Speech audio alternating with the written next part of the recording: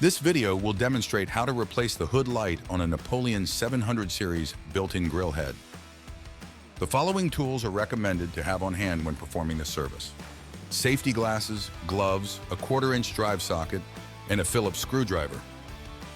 In an instance where one of the hood lights inside the grill is not operating, and all of the other lights are, the bulb or hood light itself will need to be replaced.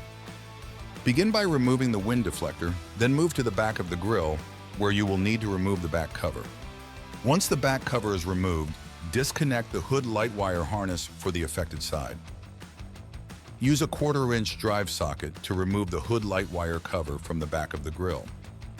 Next, move to the inside of the grill and use a Phillips screwdriver to remove the hood light. Remove the lens from the light housing and remove the bulb to check if it's faulty. Replace the bulb if necessary. Bring power to the light and test its operation to see if this solves the issue. If it does, replace the lens and reinstall the hood light. If it does not, locate the new hood light and feed the wire into the opening and down the back, where the previous one was located, and secure the lens in place. Reinstall the wire cover on the back of the grill, ensuring the new wire does not get damaged, and secure it in place using a 1/4-inch socket.